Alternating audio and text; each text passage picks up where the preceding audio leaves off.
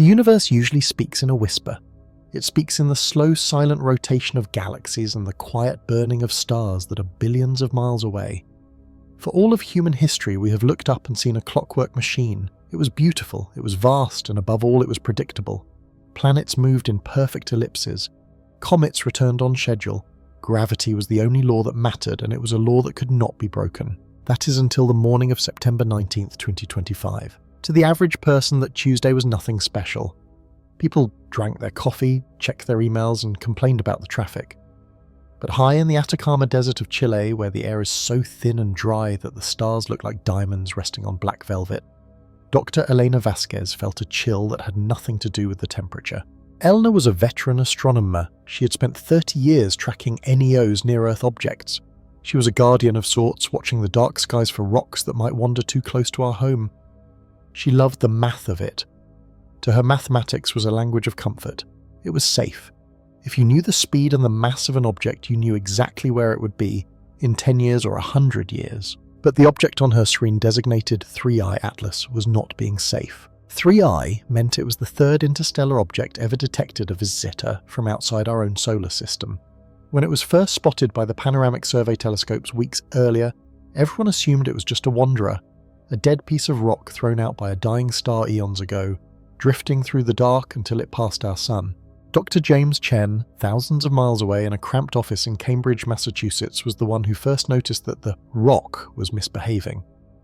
James was different from Eleanor. While Eleanor looked at the sky, James looked at the raw data. He lived in a world of spreadsheets and code. He was young, brilliant, and possessed a mind that noticed patterns others missed. On that Tuesday morning, James was staring at the residuals. In simple terms, he was looking at the difference between where Atlas should have been and where it actually was.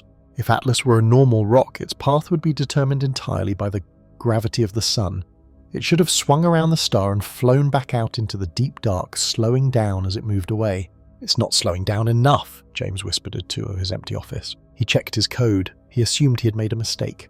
He reran the simulation. According to the laws of physics, Atlas should be at a specific point in space. But the data from the telescopes showed it was thousands of kilometers ahead of schedule. It was moving too fast. James picked up the phone and called Elena in Chile. It was 3 a.m. for her, but he knew she would be awake. "Elena," James said, his voice trembling slightly. "I need you to check the astrometry on Atlas again. I'm getting a non-gravitational acceleration." "James, it's a comet," Elena replied, rubbing her tired eyes. "Comets accelerate, ice heats up, turns into gas, and the gas shoots out like a rocket thruster. It pushes the rock. That is normal." "I know that," James snapped, uncharacteristically sharp. "But look at the deep spectrum images, Eleanor. Look at them." Elena pulled up the latest images from the high-resolution sensors. She stared at them for a long time. The object was a small dim point of light. If it were a comet, there should be a coma, a fuzzy cloud of gas and dust surrounding it. There should be a tail. But Atlas was perfectly clean. It was a sharp pinprick of light. There was no gas. There was no dust. There was no rocket effect from melting ice. "It is dark," Elena whispered.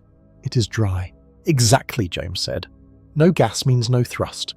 If there is no thrust and gravity is the only force acting on it, it cannot be moving this fast. But it is." The silence that followed was heavier than the silence of the desert outside Elena's observatory.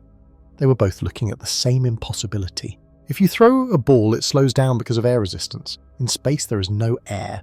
If you throw a ball in space near a massive object like the sun, gravity curves its path. But this ball, this Atlas, was acting as if it had a small engine attached to it. It was pushing itself.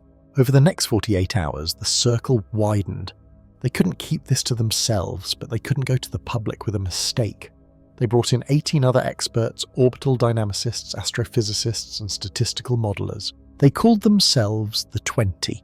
They worked in a frenzy fueled by adrenaline and caffeine. They attacked the data from every angle. Was it solar radiation pressure? No, the object was too heavy for sunlight to push it that hard. Was it magnetic interaction? No, the magnetic field wasn't strong enough. Was it a sensor glitch? No, 5 different observatories confirmed the position.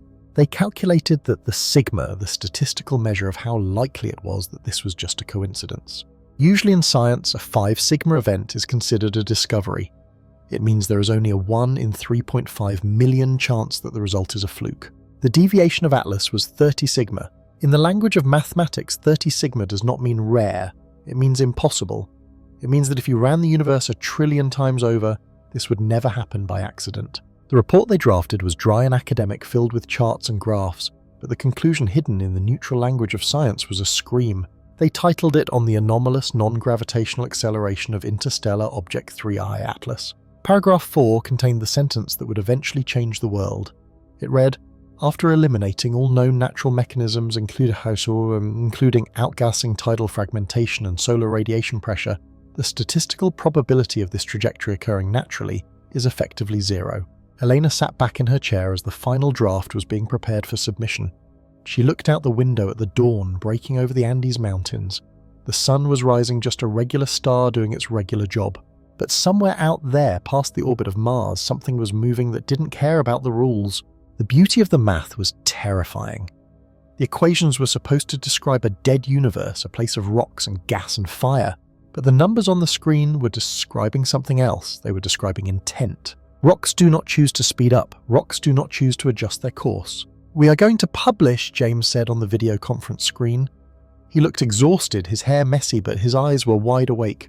"Once this goes out, there is no taking it back. We are telling the world that nature didn't do this." "I know," Eleanor replied. She thought about the Fermi paradox, the famous question asked by physicist Enrico Fermi. If there is life out there, where is everybody? For decades, humanity had shouted into the void, sending radio waves and looking for signals. We had heard nothing. We thought the universe was an empty ocean. Elena realized then that they had been looking for the wrong thing. They were looking for a radio show or a greeting card, but the first sign wasn't a message, it was a movement.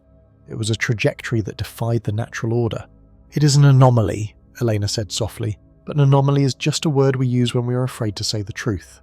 "And what is the truth?" James asked, though he already knew the answer. "The truth," Elena said, pressing the key to authorize her signature on the report, "is that we are no longer the only things moving with purpose in the dark." The report was released at 9:00 a.m. By noon, the scientific community was in chaos. By evening, the news anchors were struggling to pronounce non-gravitational acceleration. But for Elena and James, the noise of the world faded away.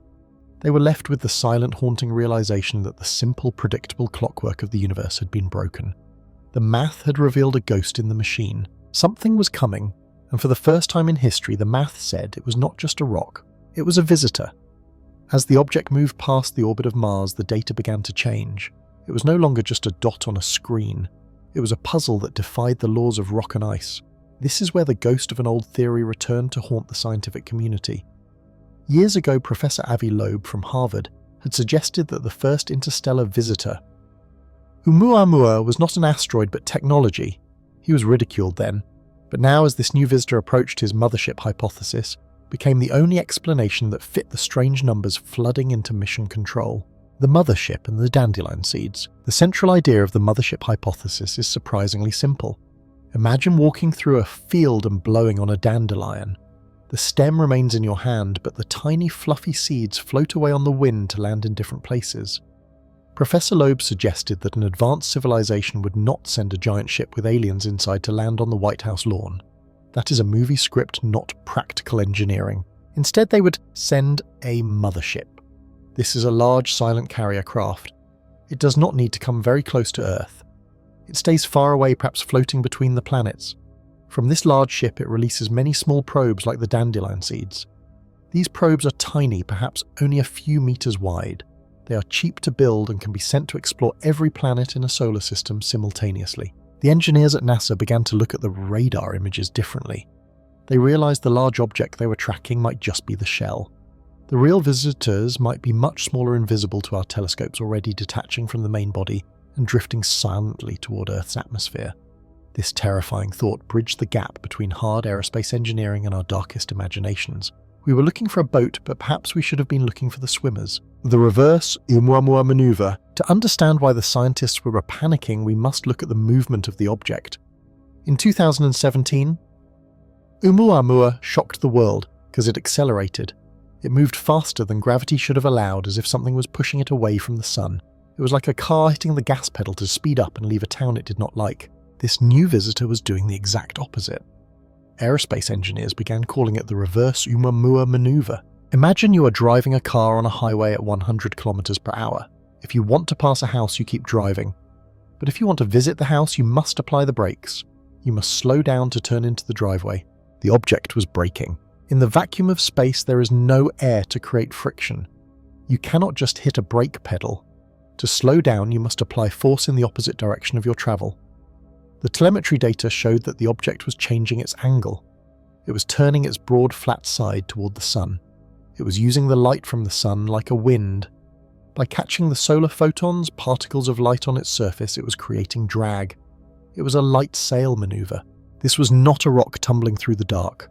Rocks do not know how to park. Rocks do not slow down to get a better look at a blue planet. This maneuver proved that the object had an intention. It was shedding velocity, dropping from 30 kilometers per second down to a speed that would allow it to enter a high orbit around Earth. It was the difference between a bullet flying past us and a bird landing on a branch. Engineering meets imagination. This maneuver forced a collision between two worlds, the rigid world of aerospace engineering and the boundless world of human imagination. On one side, engineers were running calculations on supercomputers. They were trying to determine the mass-to-area ratio. If the object was solid rock, the pressure from sunlight would not move it. For the sun's light to act as a brake, the object had to be incredibly thin, thinner than a sheet of paper, but wide enough to cover a city. It had to be made of a material stronger than steel, but lighter than aluminum. We do not possess such material on Earth. On the other side, imagination took over. If it is a sail, who raised it? If it is slowing down, are they waking up? The designs drawn by artists began to appear on news channels. They did not show a grey, lumpy asteroid. They showed shimmering silver disks. They showed long, needle-like structures that spun to create artificial gravity. The public stopped asking, "What is it?" and started asking, "Who is it?" And started asking, "The world listens, the radio silent." While the governments pointed telescopes, the people of Earth pointed antennas. This was the golden age of the amateur radio operator.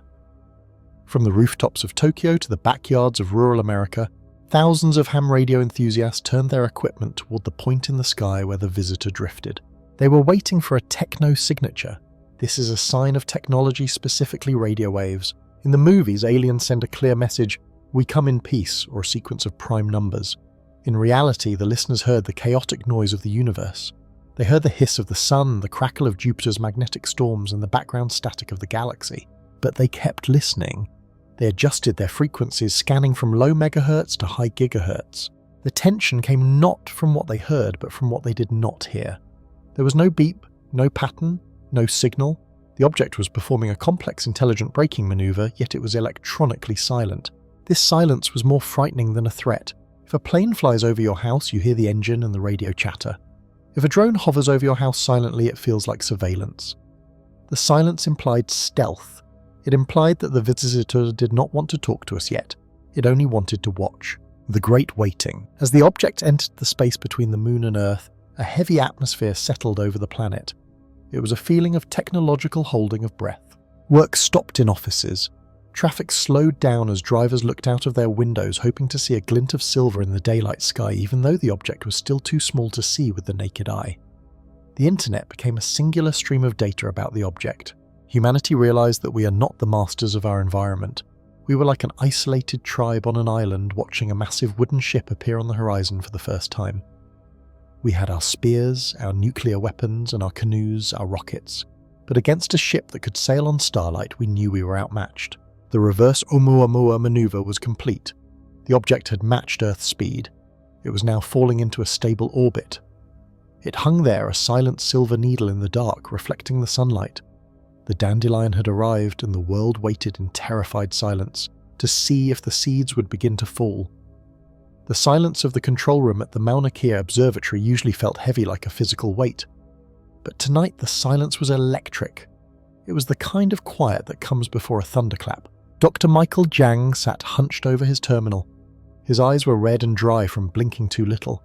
For 6 hours he had been tracking the telemetry data from the deep space probe Voyager 3, which was currently passing within range of the object known as 3I Atlas.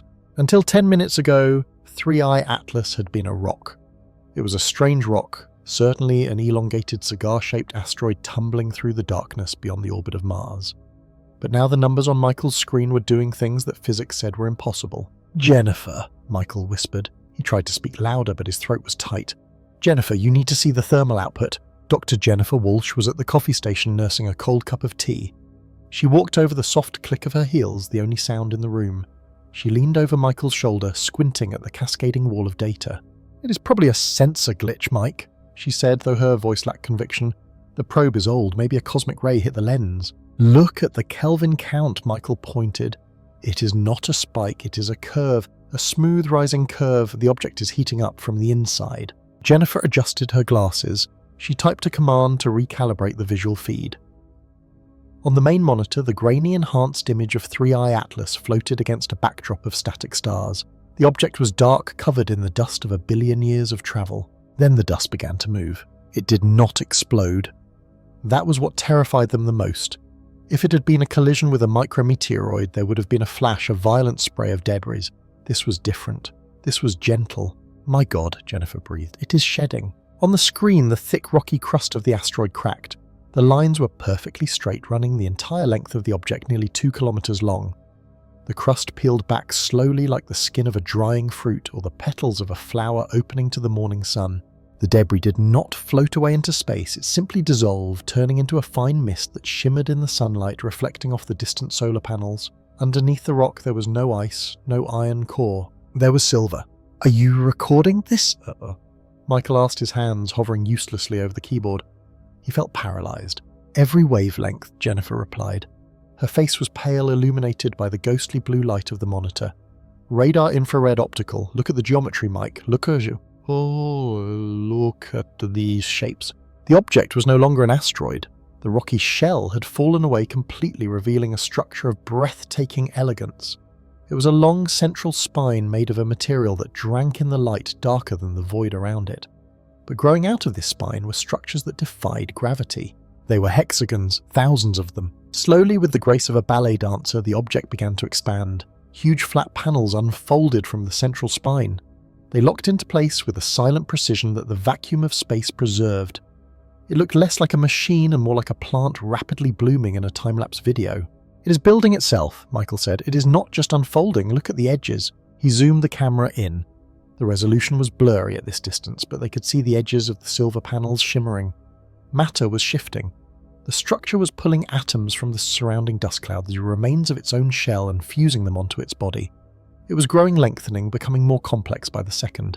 "It is utilizing the local mass," Jennifer whispered, her scientific mind trying to categorize the miracle.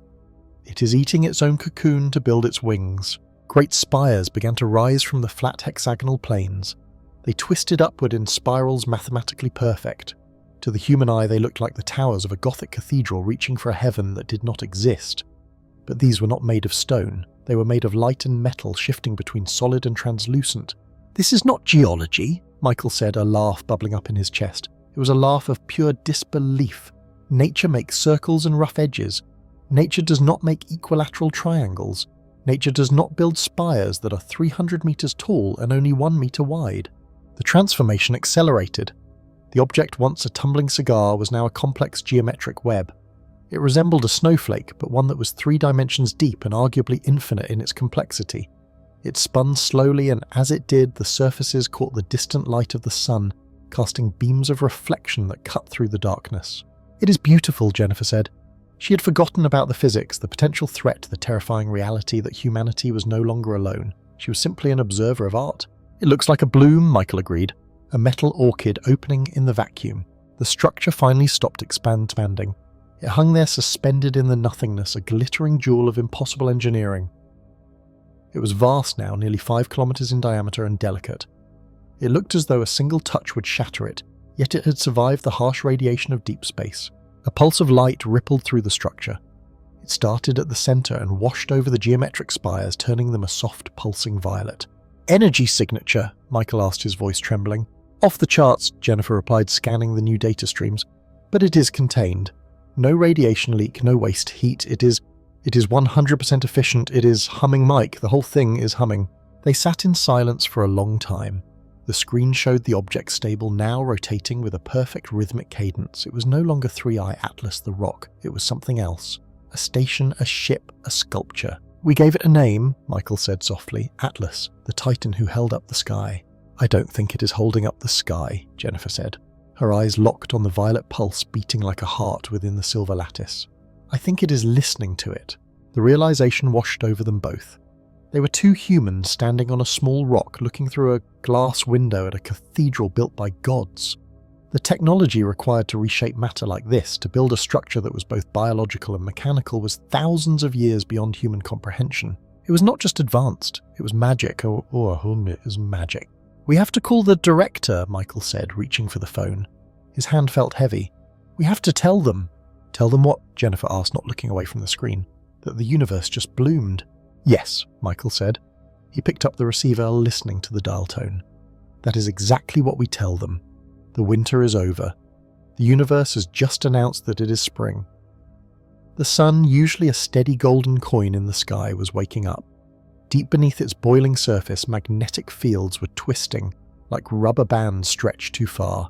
These invisible lines of force tangled and snapped, releasing a fury that had been building for weeks. It began as a dark spot on the star's surface, a sunspot larger than the entire Earth. Suddenly, the magnetic tension broke. The result was a coronal mass ejection, or CME. It was not just light, it was matter. Billions of tons of superheated plasma protons and electrons were vomited into the dark vacuum of space. It was a tsunami of fire moving at speeds that defied imagination, rushing outward at over 2,000 kilometers per second. And 3i Atlas was directly in its path. On Earth, the screens in the control rooms turned a frightening shade of red. Dr. Eris Thorne stood frozen before the main monitor. The telemetry was clear. The trajectory of the solar storm was a direct hit. In normal circumstances, a CME this size would trigger massive geomagnetic storms on Earth, frying satellites and knocking out power grids. But before it could reach Earth, it would have to pass through the visitor. "It's going to be vaporized," a junior analyst whispered. The silence in the room was heavy. They were watching a butterfly about to be hit by a freight train. The object 3i Atlas was sleek silver and soint. It looked delicate. Against the raw, chaotic power of a star, it seemed impossible that it could survive. The temperature within that wave of plasma would be millions of degrees. The wave travelled across the empty distance, closing the gap in hours. Through the telescopes, the CME looked like a growing halo of angry light, a mouth opening to swallow the tiny silver needle. Aris watched the countdown. "Impact in 10 seconds, the system announced. He expected the signal from Atlas to simply vanish. He expected the object to melt, to break apart, to become just another cloud of dust in the solar wind. The wave hit, but the explosion Aris expected never came. Instead, the monitors went white, not with destruction, but with data. The sensors on the satellites tracking Atlas spiked, but the readings made no sense. The temperature around the object did not rise. The radiation levels did not spike in the way burning metal should. "Look at the spectrum," Aris commanded, his voice shaking. "What is it doing?" On the visual feed, something impossible was happening. As the wall of solar fire slammed into 3i Atlas, the plasma didn't smash against it like water on a rock. Instead, it curved. The chaotic, swirling energy of the sun seemed to be pulled in.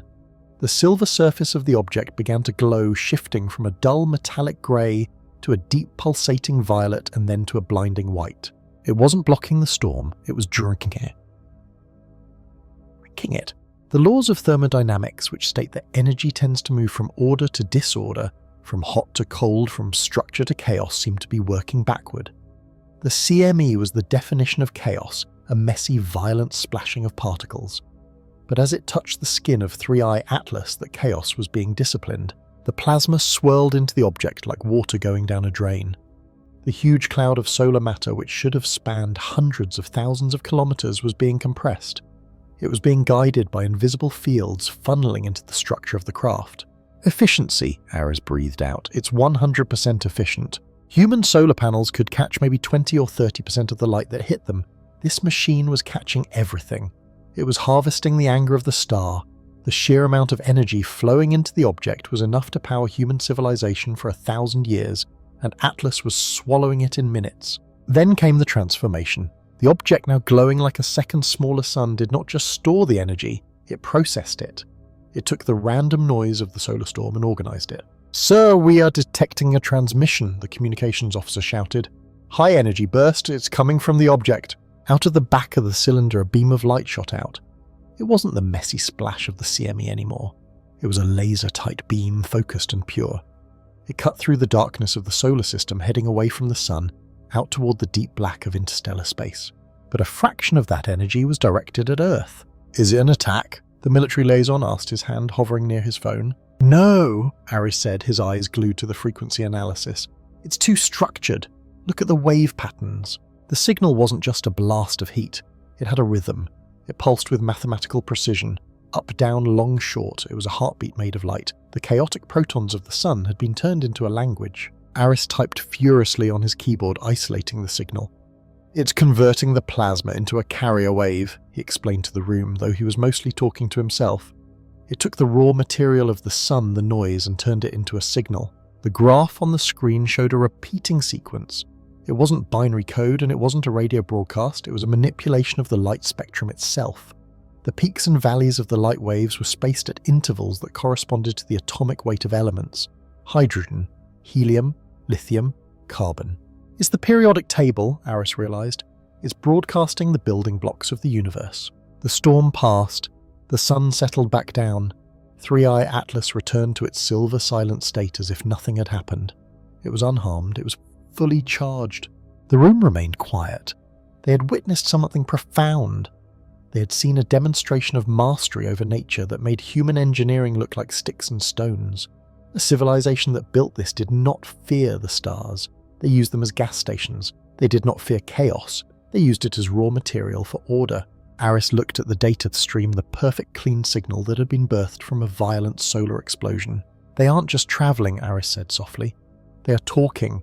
And they just used our sun as a microphone." The realization hit everyone. The CME was a test, or perhaps an opportunity. The object had waited for the energy surge to speak, using the power of the star to boost its voice across the galaxy. It was a message sent in a bottle, but the bottle was made of light, and the ocean was the dark universe. And for the first time, humanity realized that the silence of space was not empty. It was just waiting for the right kind of light to fill it. The silence in the laboratory was usually comforting to Dr. Richard Cleet, a blank canvas where he could think. But tonight, the silence felt heavy, pressing against his eardrums like deep water. Beside him, Dr. Maria Gonzalez was typing furiously on her keyboard, the rhythmic clatter the only sign of life in the sterile white room. Between them, resting on a reinforced isolation table, sat the object. It looked terribly ordinary. It was a sphere no larger than a grapefruit with a surface that seemed to ripple between matte black and a deep oily purple. To the naked eye, it looked like a piece of modern art or a strange paperweight. But the sensors were telling a story that made Richard feel nauseous. Richard rubbed his eyes, which were red from hours of staring at monitors. "Maria," he said, his voice cracking slightly. "Run the gravimetrics scan again, please." Maria stopped typing. She looked at him, her face pale under the harsh fluorescent lights. "Richard, we have run it 5 times. The sensors are calibrated. The software is updated. The result is the same." "It cannot be the same," Richard insisted, walking over to the table but keeping a respectful distance from the sphere. "Because if the result is correct, physics is broken." Maria sighed, a sound of pure exhaustion, and hit the Enter key one more time. The screens on the wall flickered. A loading bar crawled across the display. The hum of the cooling fans in the supercomputer room next door rose to a whine as the processors crunched numbers that should not exist. Then the number appeared. It was not a long string of complex equations. It was a simple estimation of mass based on the object's interaction with subatomic particles. Mass 33,000 tons. 33 billion tons. Richard stared at the screen and he felt a laugh bubbling up in his chest, a hysterical, irrational laugh. 33 billion tons, he whispered. "Maria, that is roughly the weight of all the water in a giant lake. Packed into a ball I could hold in one hand. If you tried to hold it," Maria said softly. Her eyes locked on the data. "Your hand would not just break. It would cease to exist. In fact, if that reading is true, this building should not exist. The ground beneath us should have collapsed instantly. We should be falling toward the center of the Earth right now." This was the paradox that made the air feel thin. They were looking at something that possessed the density of a neutron star. In the cosmos, neutron stars are the collapse cause of dead sun's material so dense that a single teaspoon of it would weigh billions of tons. It is matter crushed down to its absolute limit where atoms collapse into themselves. Such things belong in the deep, violent vacuum of space, not sitting on a table in a research facility in Nevada. "It is hiding," Richard said, the realization hitting him like a physical blow.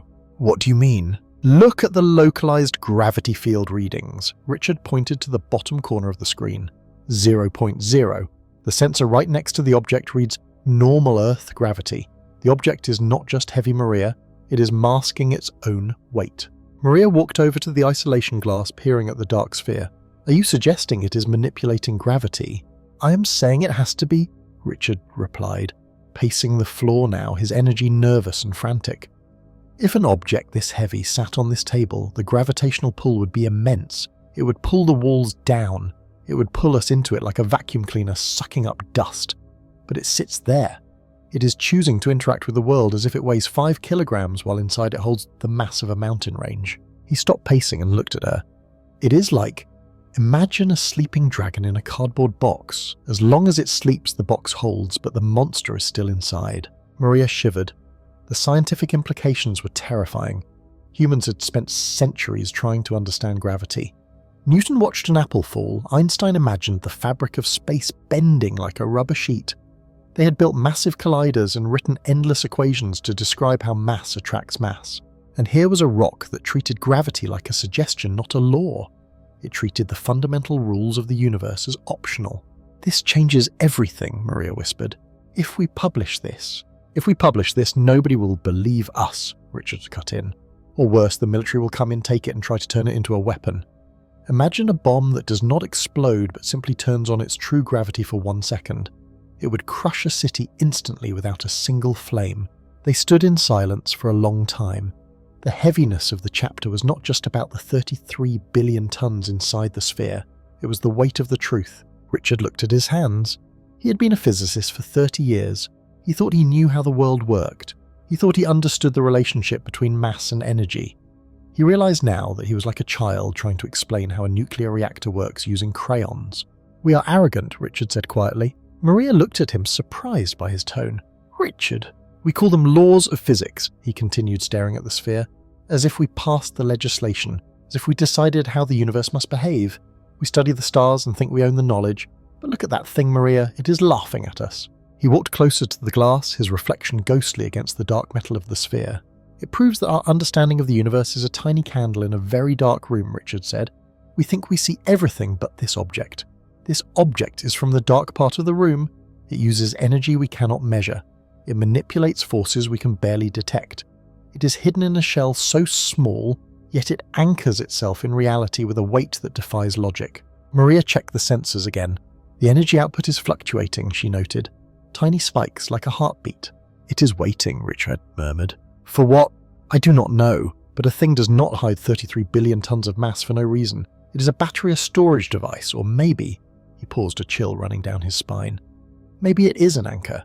Maybe it is heavy because it is holding something else in place. The idea hung in the air. An anchor holds a ship. What kind of ship would need an anchor that weighs 33 billion tons, and was the ship already here, invisible to them?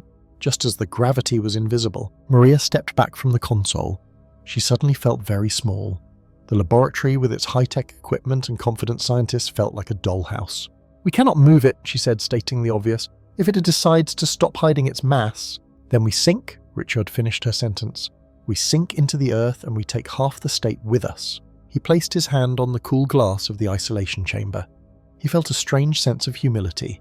For years he had chased the Nobel Prize, chased recognition, chased the feeling of being the smartest man in the room. Now standing before this impossible object, he felt a profound sense of peace in his own ignorance. He did not know what this was, he did not know how it worked. And for the first time he understood that the universe was far grander, far stranger, and far more terrifying than any equation could ever capture. Turn off the active scanners, Richard ordered softly. Let's not poke the bear anymore tonight. And the data, Maria asked, what do I label the file? Richard looked at the small black sphere that weighed more than a mountain. Label it humility, he said. And then let's go get some coffee. I think we have a lot of unlearning to do. The final image we had of Comet Atlas was not of a monster, but of a moth flying too close to a flame. It had been growing brighter every night, a second moon hanging in our sky, till its trajectory took it into the forbidden zone, the blinding glare of the sun. This was the event astronomers had called the solar blackout. For the next 6 weeks, the object would be physically positioned behind our star, rendered invisible by the overwhelming light of day. On the day the data stream stopped, a strange quiet fell over the digital world. For months, humanity had been addicted to the live feeds. We checked the trajectory updates with our morning coffee. We watched the spectral analysis before bed. We had become accustomed to the constant stream of numbers, the percentage probabilities of impact, and the terrifyingly high-definition images of the comet's nucleus. We had grown used to seeing the threat. Then the screen went black. Not because the technology failed, but because the universe had closed the curtains. The scientists explained it simply enough. They told us that our telescopes could not point that close to the sun without destroying their sensitive sensors. They explained that radio signals from the comet were being drowned out by the massive solar interference, the static and roar of our own star. They told us that for 42 days we would be flying blind. Rationality told us that the comet was still there. Physics does not stop simply because we close our eyes. We knew intellectually that Atlas was currently racing at hundreds of kilometers per second, skimming the outer atmosphere of the sun, enduring temperatures of thousands of degrees. But the human mind struggles with object permanence on a cosmic scale. Without the daily photos, the reality of the danger began to feel dreamlike. This was the psychological weight of the blind spot. During the first week, the silence was almost a relief. The panic of the 24-hour news cycle evaporated because there was simply no new news to report. People went back to work. The stockpiling of canned goods slowed down. It was as if the world collectively decided to take a deep breath. We walked outside and felt the warmth of the sun on our faces, and for a moment we forgot that the sun was currently hiding the instrument of our potential extinction. But by the third week, the relief turned into a gnawing anxiety. The silence became loud. It is a specific kind of loneliness to stand on a planet of 8 billion people and feel entirely alone in the universe. We realized how much we relied on the reassurance of the astronomers. Now even the experts were just waiting. In the observatories, the screens showed only the roiling golden surface of the sun. Somewhere behind that wall of fire, the destiny of Earth was being decided. Was the comet melting? Was it breaking apart under the intense tidal forces of the sun? If Atlas shattered into a cloud of dust and small rocks, we would be saved. If it survived the heat and the gravity intact, it would emerge from behind the sun as a hardened, superheated bullet aimed at the inner solar system. We had no way of knowing. We were like a person in a dark room who knows there is someone else breathing in the corner but cannot see them. Rumours began to fill the void where the data used to be. Without facts, humanity created myths. Some claimed the government was still tracking it, but hiding the truth because the news was bad. Others claimed the comet had already disintegrated and the danger was over. Religious groups gathered in open fields staring up at the day star, praying for the sun to purify the intruder. The sun itself became a symbol of judgment. It was no longer just a giver of life, it was the veil hiding our fate. The waiting became a physical sensation. It felt like holding your breath underwater. Every day was marked off on calendars and kitchens across the globe. We were counting down to the re-emergence. By the 5th week, the tension was palpable. The atmosphere on Earth grew heavy. Arguments broke out more easily. People slept less. We found ourselves looking at the sky during the day with suspicion squinting against the light, trying to spot a shadow that wasn't there. The blue sky, usually a symbol of hope and clarity, felt like a mask. The scientists were running simulations, thousands of them, every hour. They fed the last known position of Atlas into supercomputers, trying to predict where it would appear if it survived. But the variables were too chaotic. The outgassing from the comet's surface as it boiled near the sun acted like rocket thrusters, pushing it off course in unpredictable ways. Math could only take us so far. We needed eyes on the target. The loneliness of this period was profound because it highlighted our helplessness. For all our technology, for all our nuclear weapons and spacecraft, we were at the mercy of celestial mechanics. We were just spectators waiting for the next act of a play we didn't write. As the 6th week drew to a close, the world prepared for the reveal. Telescopes were repositioned. Space-based observatories turned their lenses toward the western limb of the sun, the exit point. The blind spot was about to clear. The night before the predicted re-emergence was the quietest night in human history. It felt as though the entire planet was listening. We were waiting to see what would come out from the shadows. Would it be a cloud of harmless debris sparking a beautiful meteor shower? Or would it be the nightmare returning from the fire brighter and faster than before? We stood on the edge of the dark, looking toward the dawn, terrified of what the light might reveal. As the holographic display flickered and stabilized, the room fell into a heavy, reverent silence. We were no longer looking at a simple map of the solar system. We were looking at a masterpiece. For weeks, the team had been treating the object 3I Atlas as a problem to be solved. We looked at it through the lens of ballistics impact zones and collision warnings. We were soldiers watching a missile, But as Dr. Aris layered the new data over the old models, the perspective shifted violently. We were not watching a missile, we were watching a dancer. The screen displayed the path of the object in a glowing blue line, weaving through the darkness of our star system. In the chaotic environment of space, things are usually messy. Comets tumble, asteroids have wobbly, jagged paths influenced by 1,000 tiny accidental bumps over billions of years. Nature is rough, nature is random, but this line was smooth, it was terrifyingly smooth. Dr. Aris pointed to the bottom of the screen where the probability analysis was running. The computer had finished its calculation on the likelihood of this orbit happening by natural chance. The number was stark, 0.005%. In the world of statistics, this is not just a small number, it is effectively zero. It means that if you rolled 1,000,000 dice, they all landed on 10 times in a row. It means that the narrative of a wandering rock was dead. Nature does not draw straight lines, and it certainly does not draw perfect curves like this. We zoomed in on the first leg of the journey Venus. Usually when a rock passes a planet, it is a violent affair. Gravity grabs it, shakes it, and flings it out, but Atlas did not just pass Venus. It courted it.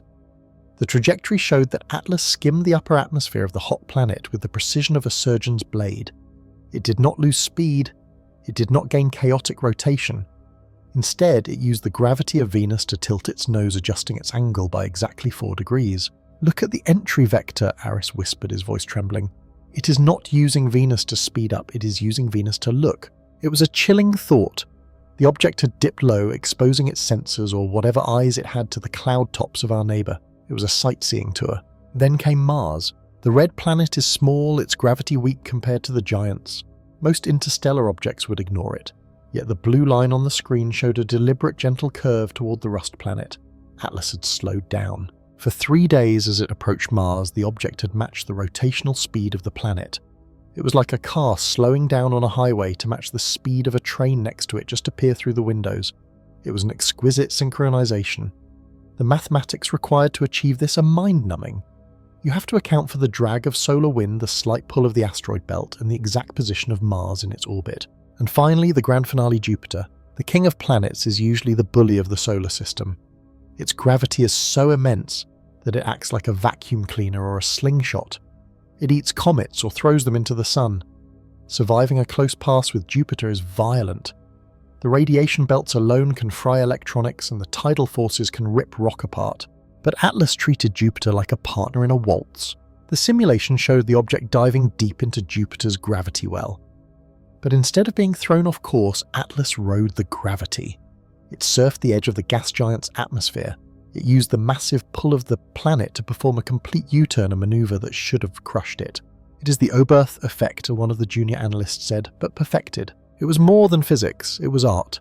The object had threaded the needle between Jupiter's swirling storms and its collection of icy moons. It passed so close to the moon Europa that it could have likely seen the cracks in the ice. Dr. Aris stepped back from the table, taking off his glasses. He looked tired, but his eyes were wide with a mix of fear and deep admiration. "Think about the timescale," he said to the room.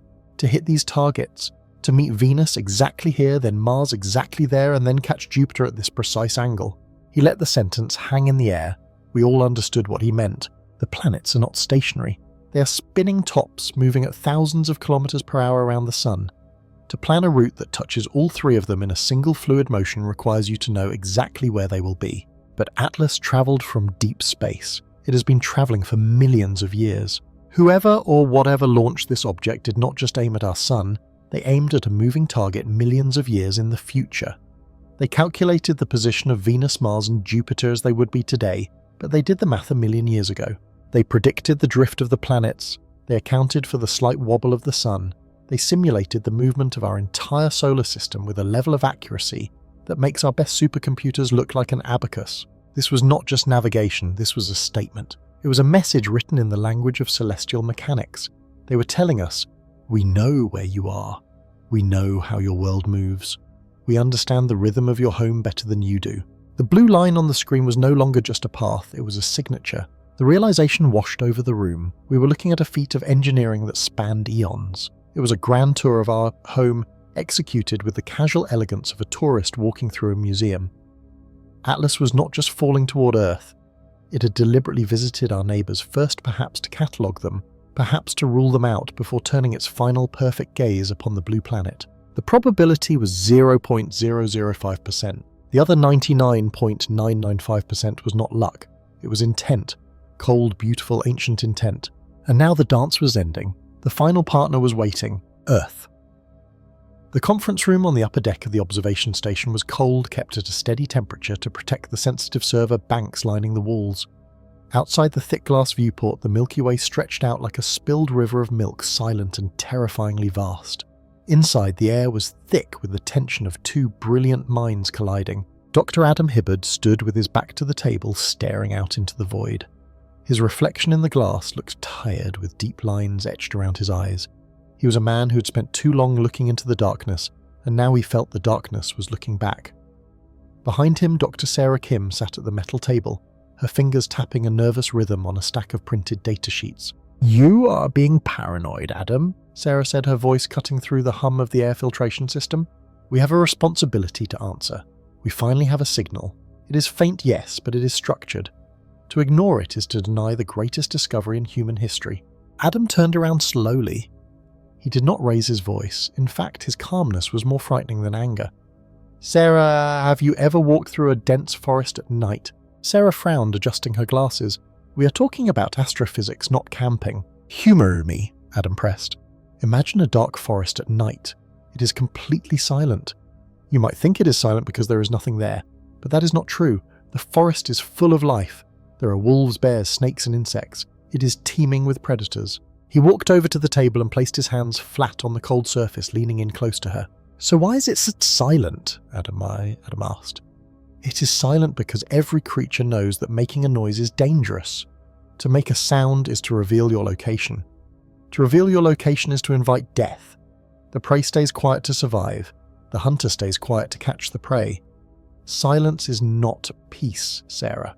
Silence is the primary rule of survival." Sarah shook her head, pushing her chair back.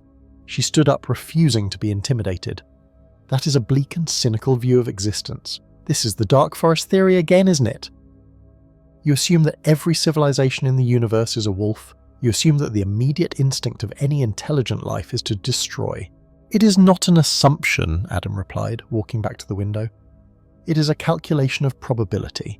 Look at our own history. When the Europeans arrived in the Americas, did they hug the locals and share their technology? No. When a technologically advanced civilization meets a weaker one, the weaker one disappears. It does not matter if the intentions are good or bad. The result is always displacement and destruction." Sarah paced the small room. "But we are talking about species capable of travelling across light years. To achieve that level of technology, they must have solved their internal conflicts. They must have moved past the primitive urge to kill for resources. A civilization that advanced would value knowledge, not war. They would see us as something to study or perhaps even help." Adam laughed, a dry, humorless sound. "That is wishful thinking. Resources are never infinite. The universe is vast, but matter is finite. Every expanding civilization needs energy and space. If they see us, they do not see a friend. They see a potential threat. Maybe not today, but in 1,000 years. In 10,000 years, we could grow to challenge them. The safest move for a superior civilization is to wipe out the potential threat before it becomes a real one. Like a gardener pulling out a weed before it chokes the flowers." He pointed a finger at the black sky outside. "The universe has been around for billions of years, Sarah. Billions. If space is full of friendly, chatty civilizations, where are they? Why is the sky so quiet? The silence is the answer. The universe is a graveyard. The only ones left alive are the ones who know how to keep their mouths shut." Sarah looked down at the data in her hands. The numbers represented a pattern found in the background radiation, a sequence that was too perfect to be random. It was a knock on the door. Adam wanted to bolt the door and turn off the lights. Sarah wanted to open it. "I refuse to believe that intelligence leads only to fear," Sarah said softly. "If the universe is truly a dark forest, then someone has to light the first fire. Someone has to show that we are not afraid. If we hide in the dark forever, are we really living, or are we just waiting to die?" "We are surviving," Adam snapped. "Survival is the prerequisite for meaning. Dead civilizations have no philosophy." "But fear is an instinct, Adam, not a strategy," Sarah argued, her voice rising. "You are letting your biological fear of the unknown dictate the future of our species. You're afraid of the stranger in the dark. That is a caveman instinct, not a scientific one." Adam sighed, rubbing his temples. "Science is about observation. I observe silence. You observe a fantasy. We are shouting into the void, Sarah. We are a baby crying in a jungle full of tigers, and you want to scream louder to see if the tigers are friendly." He walked over to a screen displaying a map of the local star cluster. The distances were immense.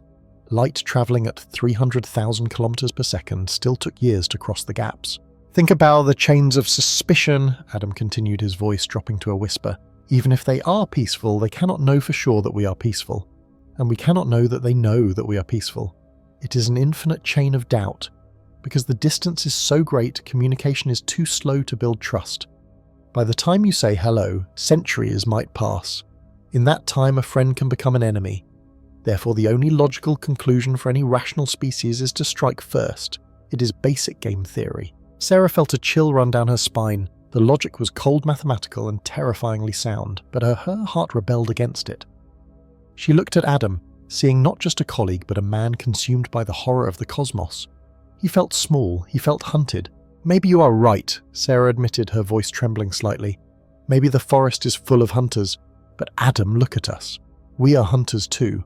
We evolved from predators, and yet we are standing here in a metal box, floating in a vacuum discussing philosophy. We overcame our nature. We learned to cooperate. Why can't they?" "Because the stakes are total extinction," Adam replied. "On Earth, if you make a mistake, you lose a war. In space, if you make a mistake, you lose your entire existence. There is no second chance." The room fell silent. The hum of the machine seemed to get louder. Outside, the stars burned with a cold, indifferent light. They did not care about the debate inside the station. They did not care about fear or hope. They simply existed, burning their fuel, separated by distances so vast that the human mind could barely comprehend them. Sarah picked up the datasheet again. "The committee votes tomorrow, Adam. I am going to recommend we send a response." Adam had looked at her with a mixture of pity and sadness. "Then you are lighting a signal fire, and God help us all if the wrong eyes see the smoke." He turned off the monitor. The screen went black, reflecting their faces once more. "I hope I am wrong, Sarah," Adam said, walking toward the door. "I really do, but the silence is there for a reason. We are breaking the oldest rule in the universe." He left the room, the automatic door sliding shut with a soft hiss. Sarah was left alone with the stars. She looked out at the silent forest. For the first time, the beauty of the Milky Way did not fill her with wonder. It filled her with a deep primal unease. She placed her hand against the glass. "Is anyone out there?" she whispered. The red dust of the Martian atmosphere usually swirled in chaotic, lonely patterns unseen by anyone except the robotic explorers we had sent there. But on October the 3rd, the weather on Mars did not matter. The eyes of humanity were not looking down at the rusty canyons or the towering volcano of Olympus Mons. For the first time in history, every machine we had placed in orbit around the red planet turned its head away from the ground and looked up into the black void. The arrival of 3I Atlas at Mars was the first true test of our planetary defense and observation network. It was a moment that required a level of cooperation never before seen in the history of our species. In the control rooms back on Earth, the political borders that usually divided nations had dissolved, at least for this one day. In Pasadena, California, the mission controllers for NASA sat with headsets on their screens glowing with data. Across the ocean in Darmstadt, Germany, the European Space Agency teams were synchronized to the exact millisecond. In Beijing, the controllers of the Tianwen-1 mission were sharing live telemetry streams with their counterparts in Dubai, who were piloting the Hope orbiter. There were no secrets today. There was no competition for prestige. There was only the shared heavy realization that we were about to get our closest look yet at the visitor. The coordination was a delicate dance of mathematics and engineering. To capture 3I Atlas, the orbiters had to perform complex maneuvers. They had to rotate their solar panels to maintain power while twisting their main bodies to aim high-resolution cameras at a specific point in deep space. This was risky. These machines were designed to look at rocks and ice, not to track an object moving at tens of thousands of kilometers per hour. The timing had to be perfect. Due to the distance between Earth and Mars, radio signals took nearly 14 minutes to travel one way. The humans could not drive the spacecraft in real time. They had to upload the commands hours in advance, trusting the code, trusting the math, and trusting that the machines would perform the choreography on their own in the cold silence of Mars. As the clock ticked down, a hush fell over the control rooms on Earth. In that silence, the magnitude of the event sank in. We were using our robots, our mechanical avatars, to greet another machine. It was a meeting of two civilizations, but neither biological species was present physically. It was a handshake performed by metal and silicon. High above the Martian surface, the Mars Reconnaissance Orbiter was the first to slew its camera. Its giant lens, usually used to spot tiny pebbles on the surface, focused on the approaching darkness. Nearby, the trace gas orbiter adjusted its sensors to sniff for any chemical trail the object might leave behind. The UAE's Hope probe positioned in a wider orbit, prepared to capture the full panoramic context of the flyby. Then it arrived. 3 Atlas did not roar or burn. It appeared as a ghost. To the naked eye, it would have been just a moving star brighter than the rest. But through the powerful zoom lenses of the orbiters, it was revealed in stunning, terrifying clarity. The images that streamed back to Earth 14 minutes later would change us forever. The object was not a tumbling asteroid. It was smooth. The sunlight reflecting off its surface did not scatter like it would on rock. It glinted sharply like light hitting a mirror or polished metal. It was a long, slender teardrop shape, perfectly aerodynamic, even though there is no air in space. As it passed the orbit of Mars, it came within 100,000 kilometers of the planet. In astronomical terms, this was a razor-thin margin. It was close enough that the cameras could resolve details on its hull. There were no windows, no exhaust ports, no visible engines. It was a monolith of silver and black, absorbing radar waves, silent and indifferent. The most profound moment came from the surface. The rover Curiosity, sitting in the dust of Gale Crater, had been commanded to pause its drilling. It tilted its mast camera upward. The atmosphere of Mars is thin, allowing for a clear view of the stars even during parts of the day. Curiosity snapped a series of long-exposure photographs. When these images were processed, they showed a streak of light cutting across the Martian sky, passing directly above the faint distant blue dot of Earth. It was a poetic alignment. The visitor, the red planet, and the distant home of humanity all in one frame. Back on Earth, as the data began to flood in, the scientists gasped. The telemetry showed that as Atlas passed Mars, it did something unexpected. It did not change course, but it emitted a pulse. It was not a radio signal, but a burst of thermal energy heat. It was as if the object had sensed the presence of the human machines. For a few brief minutes, the sensors on the Maven spacecraft detected a spike in magnetic activity around the object. It was interacting with the solar wind, harvesting energy, or perhaps scanning the primitive machines that were watching it. It was a moment of contact. Our robots looked at it, and for a fleeting second it seemed to look back. The psychological impact on the teams in the control centers was palpable. Men and women who had spent their lives studying the dry, dead geology of Mars were now looking at evidence of advanced engineering that defied their understanding. In Beijing, a flight director wiped tears from his eyes. In Houston, the room erupted not in cheers, but in a low, awed murmuring. They realized that the universe was no longer a vast empty room where humanity sat alone in the corner. The room was crowded, and someone had just walked past our chair, as 3i Atlas sped away from Mars, accelerating back toward the darkness of the outer solar system. The orbiters slowly turned back to their original tasks. The cameras pointed back down at the red dust, the antennas realigned with Earth. But the machines were different now. They had witnessed a traveller from the stars, and on Earth the data packages were being unpacked. Terabytes of information, spectroscopy, radar, cross-sections, gravitational measurements were distributed to every university and research lab on the planet. It was the ultimate open-source project. There were no patents, no classified files. The mystery was too big for one nation to hoard. The flyby of Mars proved that when faced with the infinite, humanity could set aside its petty squabbles. We had built a ring of eyes around a distant planet, and together we had watched the unknown pass by. We were still small and we were still afraid, but for that one day we were united by our curiosity and our awe. We were no longer just Americans, Russians, Chinese or Europeans. We were the watchers standing together on the shore of the cosmic ocean, looking out at a ship that had sailed from a port we could not imagine. The view from the observation deck had changed. For weeks, the crew had been tracking the object as it fell toward the inner solar system. It was supposed to be a standard comet, a dirty snowball warming up and releasing gas. But comets follow rules. They obey the silent, strict laws of gravity and thermodynamics. This object was breaking them. We called this phenomenon the Hubble deception.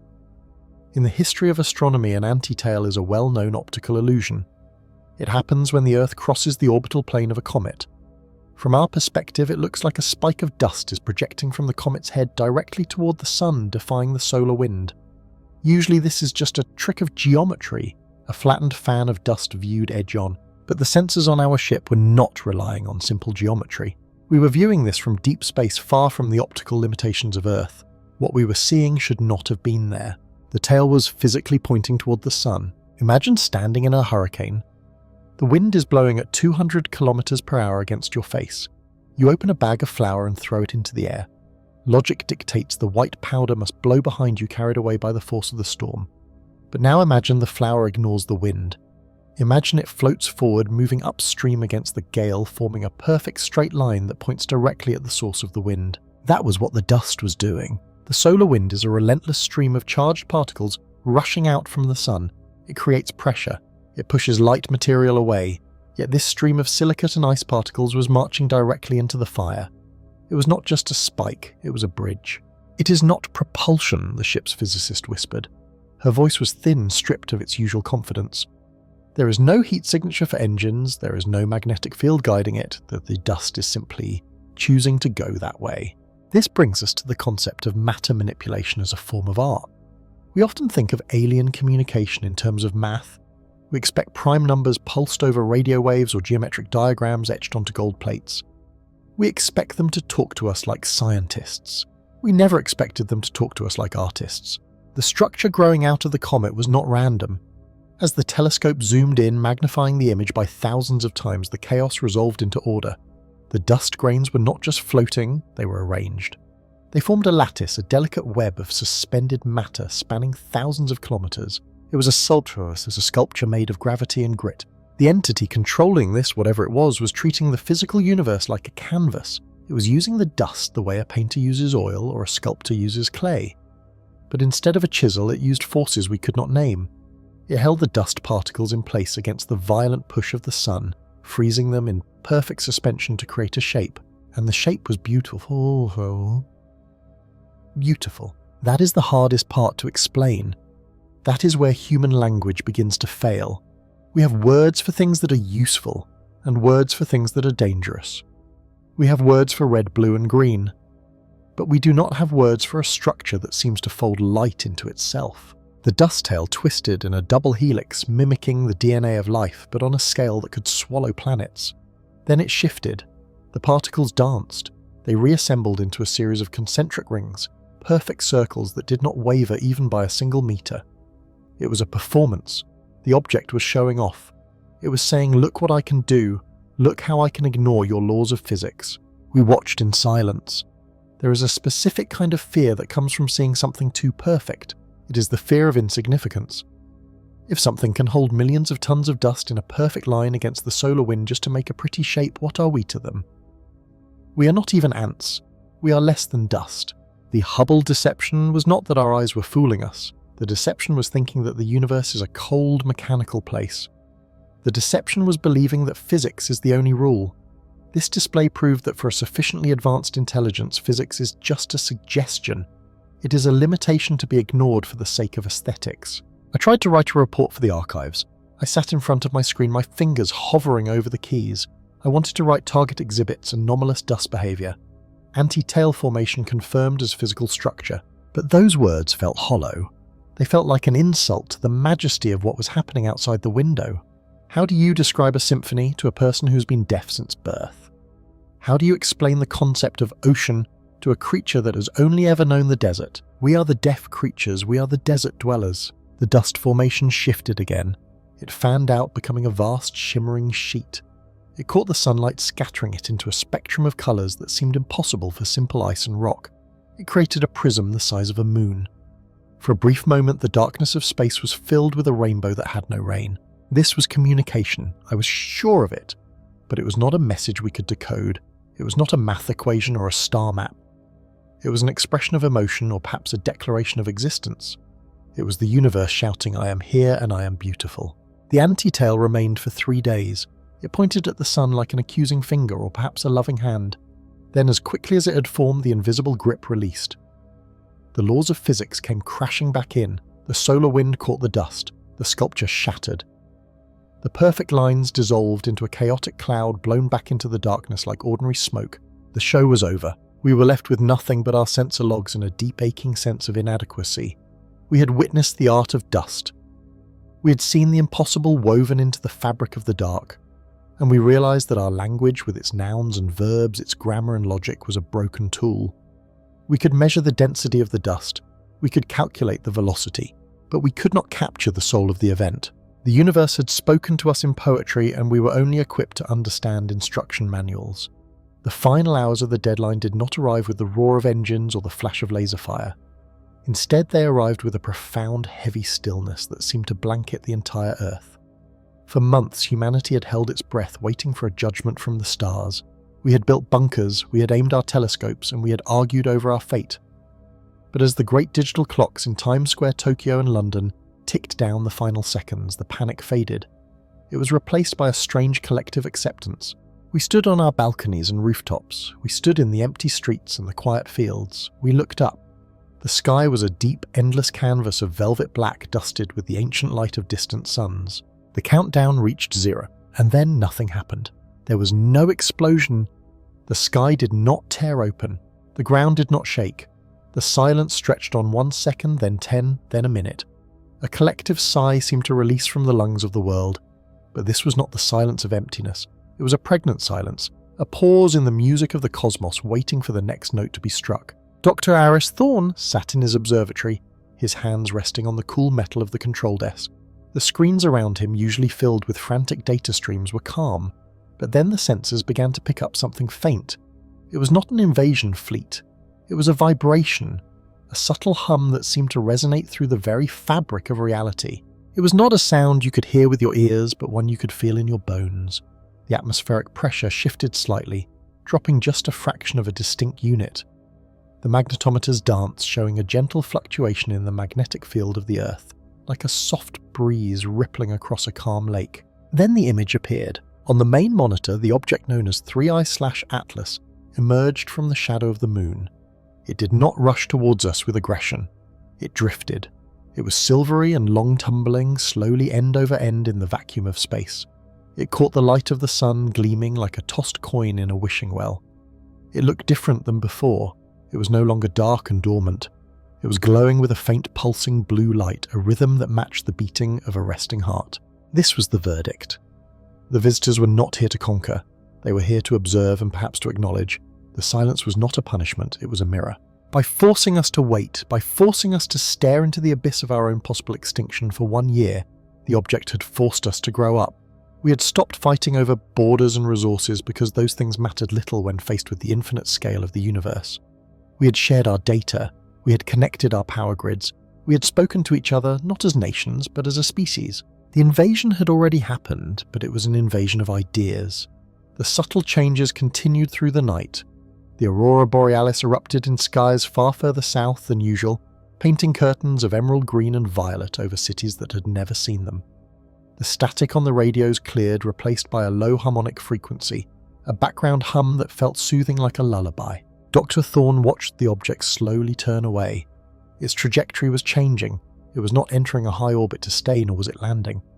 It was using the gravity of our planet to sling itself back out into the deep dark. It was leaving.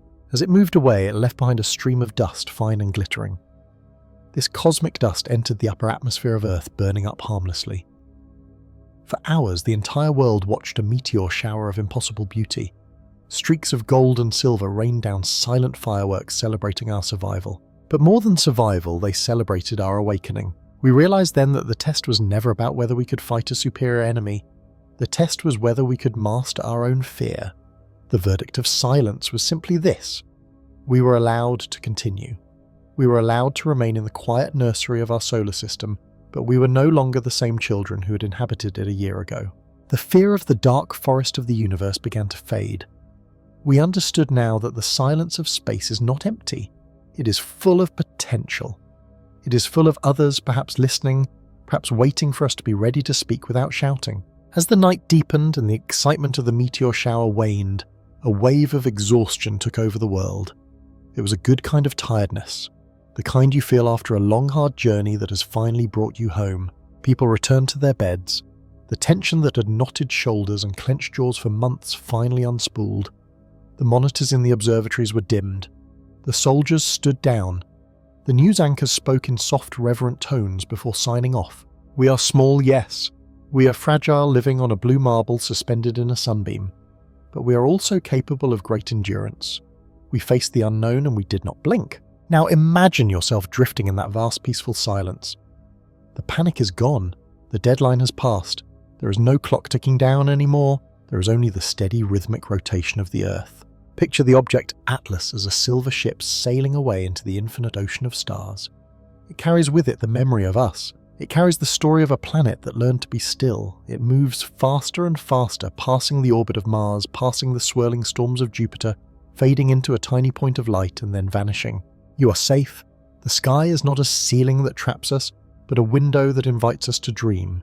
The stars are not judging eyes. They are distant lanterns lighting the way for a future we have yet to explore. Let the quiet of this aftermath wash over you. The air is cool and fresh. The world is resting.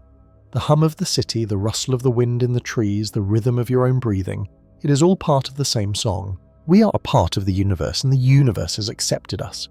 We have been given more time. Time to learn, time to love, time to sleep. Dr. Thorne turned off the final light in the observatory. He walked out into the cool night air and looked up one last time. He didn't need a telescope anymore.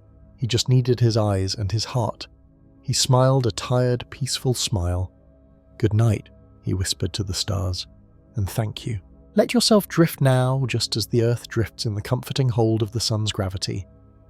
There are no more questions to answer tonight. There are no more problems to solve.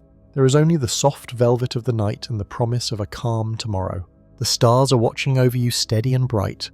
The silence is a blanket warm and heavy. Close your eyes, let go of the day. Float into the dream of the cosmos where everything is vast and beautiful and silent.